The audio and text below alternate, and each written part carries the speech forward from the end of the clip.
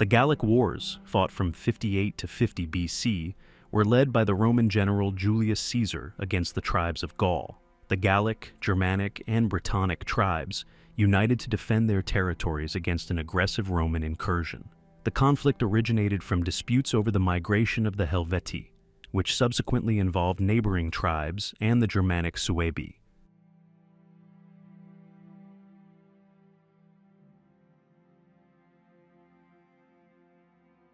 The tribes of Gaul were civilized and wealthy, forming what archaeologists refer to as the Latine culture. Many had interactions with Roman merchants, and some, like the Aedui, were governed by republics and had stable political alliances with Rome.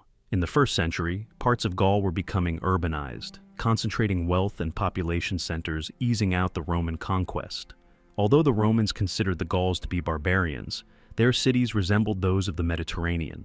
They minted coins and traded extensively with Rome, supplying iron, grain, and many slaves. In return, the Gauls amassed considerable wealth and developed a taste for Roman wine. However, the Romans realized the Gauls were a powerful fighting force and considered some of the most barbaric tribes to be the fiercest warriors, as they were supposedly uncorrupted by Roman luxuries. Julius Caesar, a rising politician and general, was the Roman commander and main antagonist of the war. Due to the financial burdens from his consulship in 59 BC, Caesar accumulated significant debts.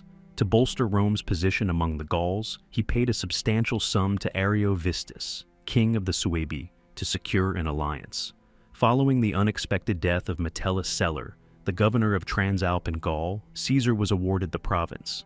The law granting him command extended his term as proconsul to 5 years, longer than the traditional 1-year term for consuls, allowing him to conduct a military campaign without the risk of losing command. Caesar's ambition was to conquer and plunder territories to resolve his debts.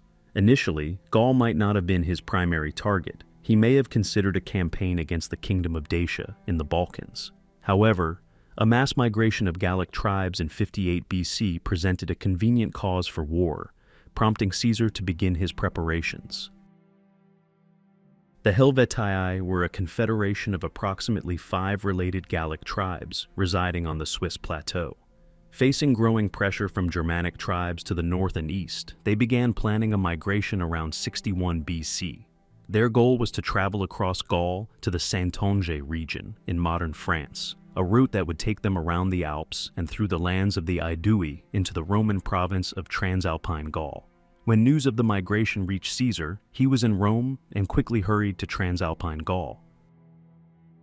On March 28, 58 BC, the Helvetii began their migration, bringing along their entire population and livestock. To ensure the migration was irreversible, they burned their villages and supplies. Upon reaching Transalpine Gaul, where Caesar was governor, they requested permission to cross Roman lands. Caesar considered their request, but ultimately denied it. The Helvetii then turned north, completely avoiding Roman territories. Although the immediate threat to Rome appeared to be over, Caesar led his army across the border and launched an unprovoked attack on the Helvetii, initiating what became an aggressive war of expansion to further his career.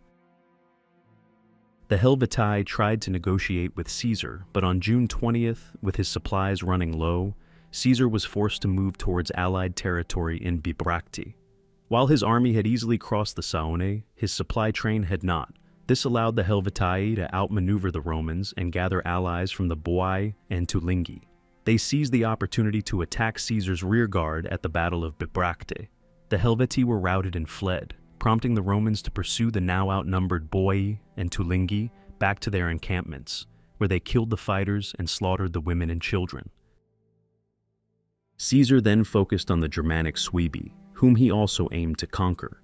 The Senate had declared Ariovistus, king of the Suebi, a friend and ally of the Roman people in 59 BC. So, Caesar needed a convincing reason to justify betraying the Suebi. He found his opportunity after his victory over the Helvetii. A group of Gallic tribes congratulated him and requested a general assembly, hoping to use the Romans against other Gauls. Diviciacus, the head of the Aeduan government and spokesperson for the Gallic delegation, expressed concerns over Ariovistus's conquests and the hostages he had taken. This proposition provided an opportunity to expand Rome's borders, solidify loyalty within Caesar's army, and establish him as the commander of Rome's troops abroad. The attack by the Herudes, an apparent Suebi ally, on the Aedui, combined with reports that 100 clans of Suebi were attempting to cross the Rhine into Gaul, gave Caesar the justification he needed to wage war against Ariovistus in 58 BC. Upon learning that Ariovistus intended to seize Vesontio, the largest town of the Sequani, Caesar marched swiftly and arrived before Ariovistus. The next morning, Caesar gathered his allied troops and advanced his legions toward Ariovistus, initiating the Battle of Vosges, in which Caesar emerged victorious.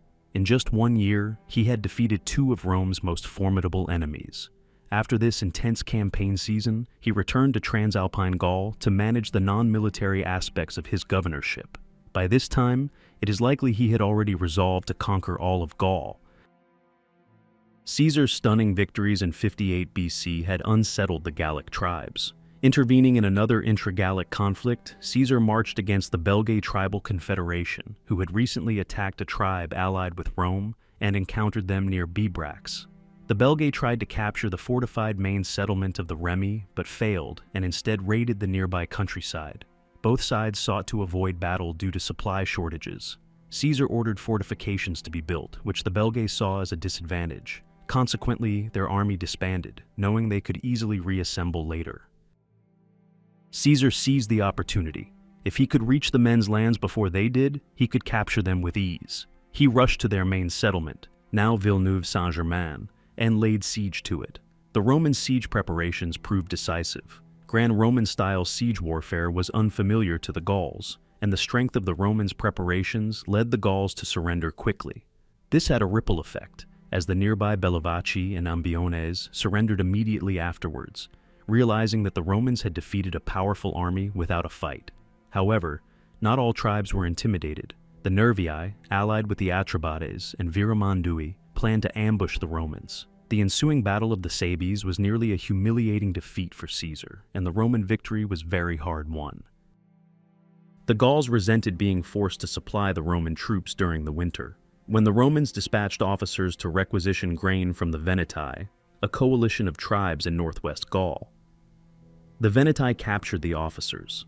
This move was deliberate. The Veneti knew it would provoke Rome, and had prepared by forming alliances with the tribes of Armorica, fortifying their hilltop settlements and assembling a fleet. Although Rome was a formidable naval power in the Mediterranean, the calmer waters of the region allowed for the use of less robust ships.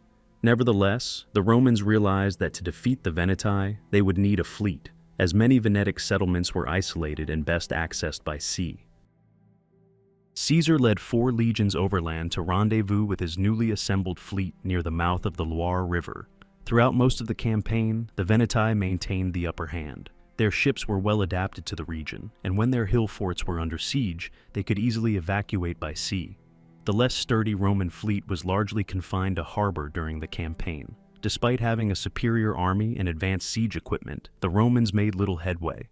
Recognizing that the campaign could not be won on land, Caesar decided to pause the operations until the seas calmed enough to make the Roman vessels more effective. Finally, the Roman fleet set sail and confronted the Venetic fleet off the coast of Brittany near Quiberon Bay. They engaged in the Battle of Morbihan, which lasted from late morning until sunset. The Romans, able to board the Venetic ships with their superior soldiers in large numbers, overwhelmed the Gauls with relative ease. Just as they had defeated Carthage's superior forces in the First Punic War using the Corvus boarding device, a simple technological advantage, the grappling hook, enabled them to overcome the more formidable Venetic fleet.